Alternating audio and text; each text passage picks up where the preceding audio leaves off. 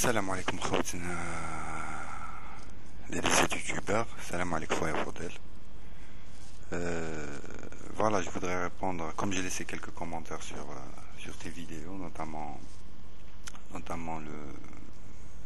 une phrase que tu as citée dans ta réponse à Terrain DZ sur tu dis les valeurs de l'islam ont apporté le toute option. Peut-être que tu as dit ça dans un moment d'agacement, là, d'énervement, là, de critique virulente envers une personne, et que ça t'a échappé. J'espère en tous les cas. Toutefois, je voudrais m'arrêter là à cette phrase et essayer de voir les valeurs de l'Occident.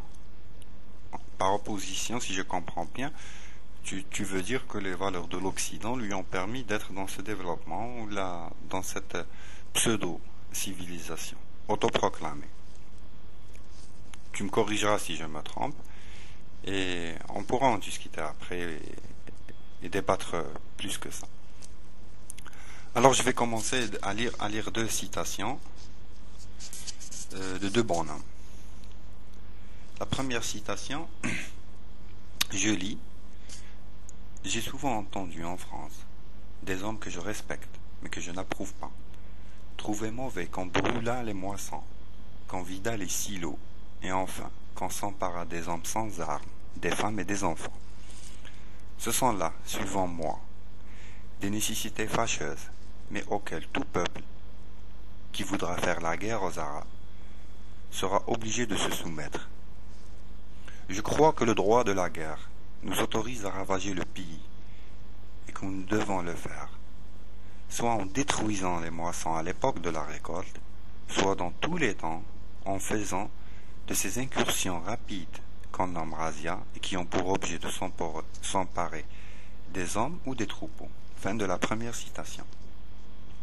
Le deuxième bonhomme, il écrit aussi, je lis: je répète qu'il y a pour les races supérieures un droit, parce qu'il y a un devoir pour elles. Elles ont le devoir de civiliser les races inférieures. Fin de la citation. Je vous rassure, Ajma, c'est pas Hitler et Mussolini. Ce n'est pas un nazi et un fasciste.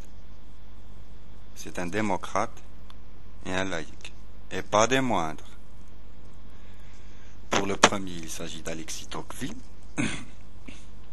père fondateur de la démocratie moderne en Amérique et en France. Pour le deuxième, il s'agit tout simplement du père fondateur de la laïcité et figure emblématique du régime républicain, Jules Ferry. Il y a les valeurs de la démocratie et laïcité, c'est bien cela. S'emparer des hommes sans armes, des femmes et des enfants. Ravager un pays. Race supérieure et race inférieure. Ok. Pire que ça. Ces écrits n'ont pas été dits pour l'Arabie Saoudite ou l'Irak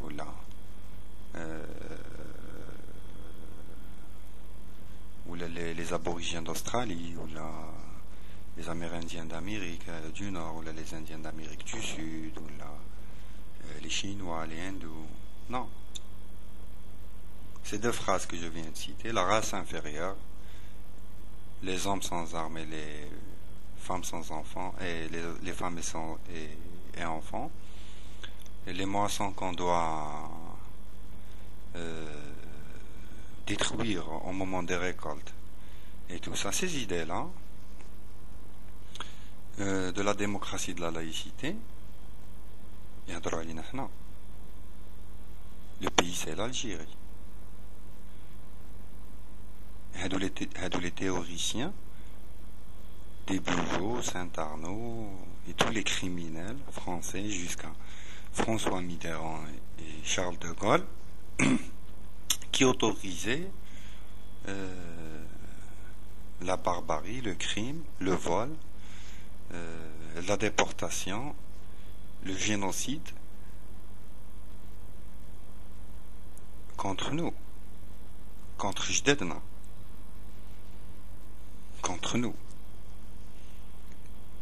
Je ne sais pas comment chacun de vous va se comporter vis-à-vis de ces valeurs. Parce que les deux hommes hindous ont les dieux. La démocratie ou la laïcité. Alors, permettez-moi de نكفر بالناس هادو parce